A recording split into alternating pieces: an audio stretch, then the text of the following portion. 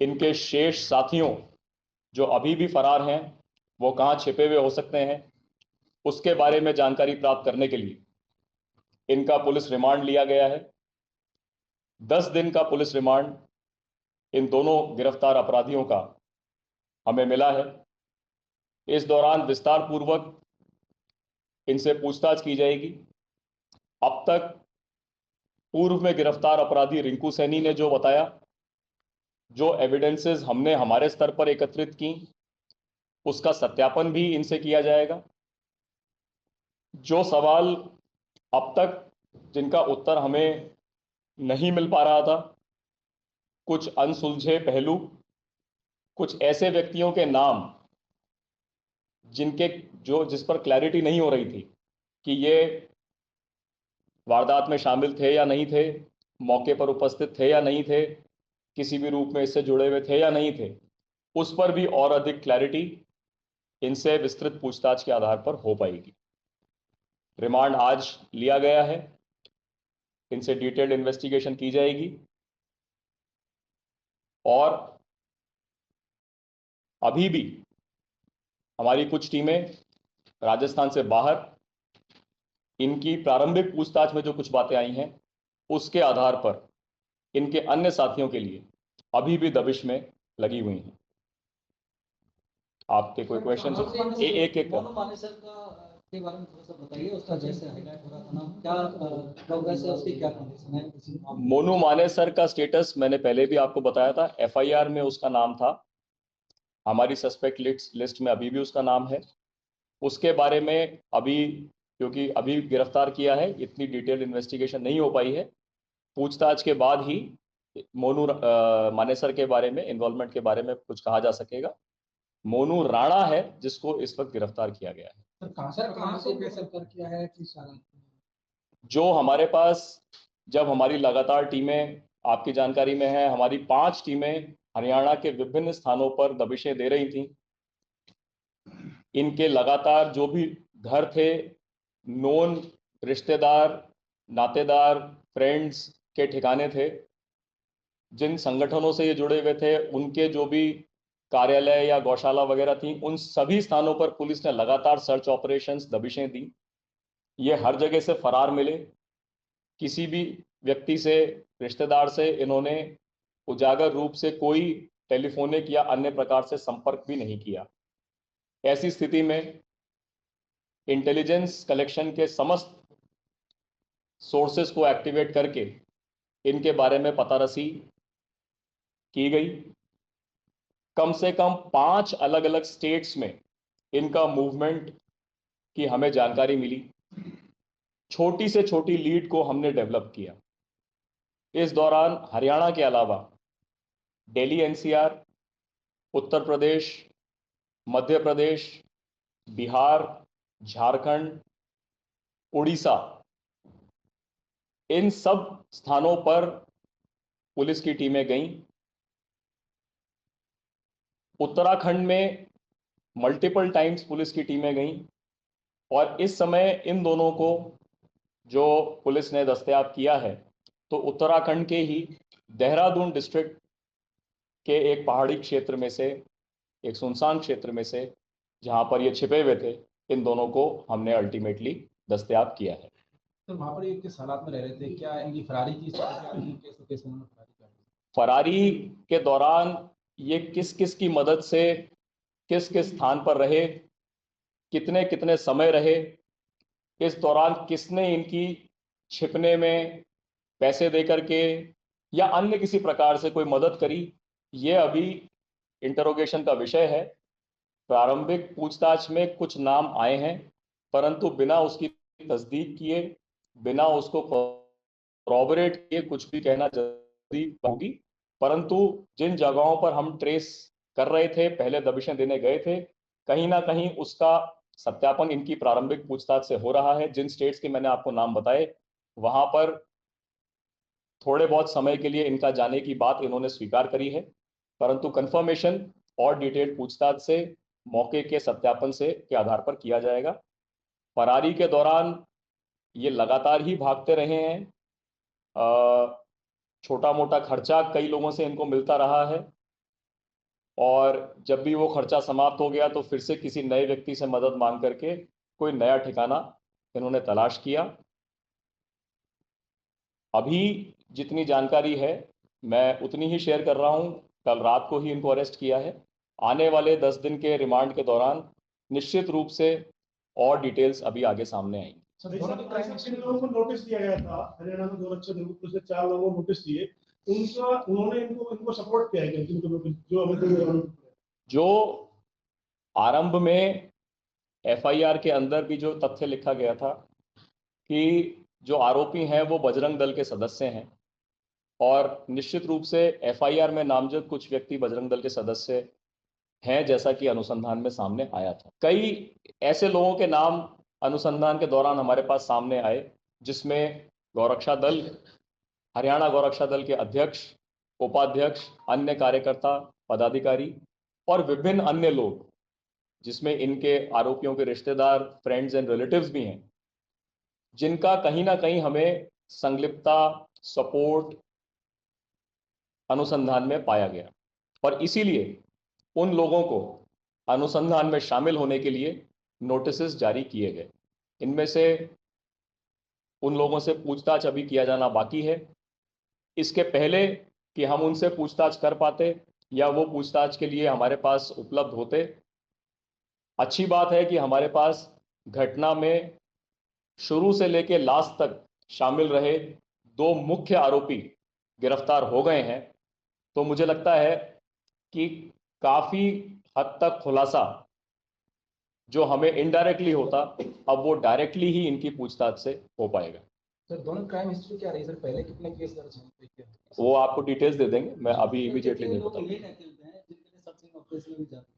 जैसा मैंने बताया, शुरुआत में रिंकू की पूछताछ और तब तक जो एविडेंसेस हमारे पास आई थी, उसके आधार पर हमने 8 लोगों के नाम उजागर किए थे। वो 8 के 8 लोग के बारे में तो कंफर्मेशन ऑलरेडी हो चुका है, इनकी भी प्रारंभिक पूछताछ से हो चुका है। कुछ नाम ऐसे थे जो उस समय नाम तो हमारे सामने आ गए थे, परंतु हम निश्चितता के साथ कहने की स्थिति में नहीं थे। प्रारंभिक पूछताछ में कल रात से लेकर अब तक जो इनसे पूछताछ हुई है, उसमें इन्होंने कुछ लोगों के नाम बताए हैं। बेहतर होगा कि 1 या 2 दिन बाद जब कुछ और कंफर्मेशन हमें हो जाए, तब मैं उनके नाम बताऊंगा, उनके नाम खुलासा करूंगा। परंतु यह बात सही है कि कुछ नाम जो हमारे लिए पहले डाउट के घेरे में थे, वो अब हमारे सामने क्लियर कट आ चुके हैं। ऐसा नहीं है कि वो नाम पहले हमारे पास नहीं थे, लेकिन वो ये आरोपी जो उस क्षेत्र से यहां पर आए, इनमें भी 2 टीमें थीं। एक टीम जींद और भिवानी से एक गाड़ी में यहां पर आई, दूसरी टीम करनाल साइड से एक दूसरे गाड़ी में यहां पर आई। इसमें अभी तक जो इनसे बात हुई उसमें यह भी पता लगा, यह जो घटनाक्रम था ये 14 फरवरी की रात और 15 फरवरी की अर्ली मॉर्निंग के बीच का है। प्रारंभिक पूछताछ में यह भी पता लगा कि इसके पहले 13 की रात को भी इन्होंने अलवर नूह के बॉर्डर पर नाकाबंदी करी और वहां भी प्रयास किया गाड़ी वगैरह रोकने का, लेकिन कोई गाड़ियों का मूवमेंट नहीं हुआ और किसी प्रकार की कोई कार्रवाई उस रात को नहीं हुई। 14 की रात, 15 की सुबह ये दोनों टीमें जो हरियाणा के उस क्षेत्र से आई थी, उनके साथ साथ मेवात, नूह मेवात क्षेत्र की भी एक टीम साथ में जुड़ी। उस रात को 3 टीमें हो गई और फिर इसके बाद का जो घटनाक्रम है वो आप लोगों की जानकारी में है। तो ये बात जो सामने निकल के आई कि ये यहाँ से थाने लेके गए थे नूह, वो पूछताछ उनसे की है क्या? वो इनसे पूछताछ की गई है, जैसा पहले बताया था उस चीज का कॉरपोरेशन इन्होंने भी किया है। यह बात सही है कि इन्होंने नासिर और जुनैद का अपहरण किया, गौ तस्करी के शक में ही किया, उनके साथ मारपीट भी की, पूछताछ के लिए कि गाय की तस्करी की गाड़ियां कहाँ हैं। कोई गाड़ियां उनकी सूचना से बरामद नहीं हुई और ये उस दौरान इनसे गंभीर मारपीट कर चुके थे। तो ये इनको हरियाणा पुलिस के पास ले जाने की बात भी स्वीकार कर रहे हैं, ये दोनों भी स्वीकार कर रहे हैं। रिंकू ने भी स्वीकार करी थी, ये दोनों भी स्वीकार कर रहे हैं। इनके बताए अनुसार हरियाणा पुलिस ने उनकी दोनों की मारपीट को देखते हुए, गंभीर हालत को देखते हुए उनके खिलाफ कार्रवाई करने से मना किया। तब इन्होंने इन दोनों को इस डर से कि अब इनका नामों का खुलासा हो जाएगा कि ये लोग इस वारदात में शामिल रहे हैं, इन्होंने हत्या करने के बाद शवों को और गाड़ी को भिवानी ले जाकर के जलाया। प्रारंभिक पूछताछ में इन दोनों ने इस बात को भी स्वीकार किया है कि मारपीट में जुनैद की मृत्यु पहले हो गई थी। नासिर की हत्या इन्होंने अभी तक बताए अनुसार भिवानी में जिस जगह जलाया गया है उस जगह ले जा करके पहले वहीं पर गाड़ी के अंदर ही उसे मारा और फिर गाड़ी पर दोनों की बॉडीज पर पेट्रोल छिड़क करके साक्ष्य मिटाने की दृष्टि से, उद्देश्य से वाहनों को, शवों को आग लगा दी। इसमें इनकी एक बड़ी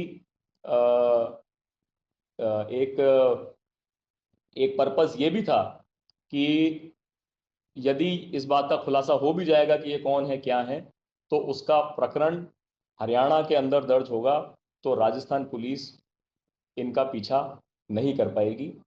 ये अच्छी बात है कि पीड़ित पक्ष गोपालगढ़ थाने पर आया और तत्परता से उसका प्रकरण दर्ज हुआ, जिसका आगे अनुसंधान करके हम इन आरोपियों को अब तक पकड़ पाए हैं।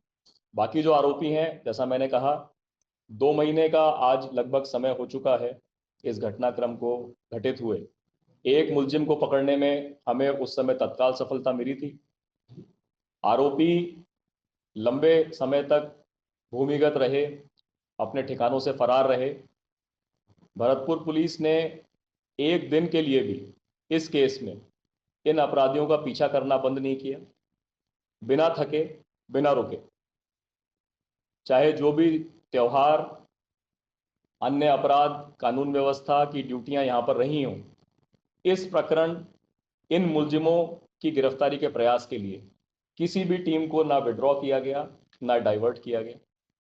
हर छोटी से छोटी सूचना, इंटेलिजेंस को डेवलप किया गया और जब तक एक एक आरोपी जो इस घटना में शामिल है, चाहे छोटा हो चाहे बड़ा हो, चाहे आसमान में हो चाहे पाताल में, वो जहां भी होगा उसे गिरफ्तार किया। जुनैद की मृत्यु तो यहीं पर हो गई थी, फिरोजपुर झिरका में ही हो गई थी और लाठी सरिये वगैरह से मारपीट की चोटें हैं। कोई फायर आर्म्स वगैरह की उपयोग करना इन्होंने नहीं बताया है, परंतु ये अभी प्रारंभिक पूछताछ ही है। कंफर्मेशन मैं विस्तृत पूछताछ से बता पाऊंगा। नासिर, जिसकी हत्या इन्होंने भिवानी ले जा करके करी, इन्होंने अब तक अपनी प्रारंभिक पूछताछ में गला घोट करके उसकी हत्या करना बताया है, परंतु जैसा मैंने कहा, अभी कल रात से अब तक की पूछताछ की बात है। संभव है इसमें कोई और इम्प्रूवमेंट होगा, लेकिन ये मैं अब तक की बात आपको बता रहा हूँ। सर, जैसा ही आपने बताया कि मारपीट करके हरियाणा पुलिस के पास लेके गए इनको और उसके बाद उन्होंने लेने से मना कर दिया, इन सारे घटनाक्रमों को देखते हुए सर हरियाणा पुलिस की जो कानूनी रूप से जो भूमिका है वो कुछ संदिग्ध जैसी नजर आती है। देखिए, मैंने पहले भी आपसे कहा था, आज भी कह रहा हूँ, यह आरोपी का बताया गया वर्जन है। हरियाणा पुलिस इस अनुसंधान में हमारा ऑपरेशनल के रूप में भी सहयोग कर रही थी और जब हमारे पास आरोपियों के बारे में हमें पता लगाना होता है, चाहे उनके नामों के बारे में पता लगाना होता है, तब ये जो नामों का खुलासा हुआ उसमें भी हमें फिरोजपुर पुलिस का भी सहयोग प्राप्त हुआ है।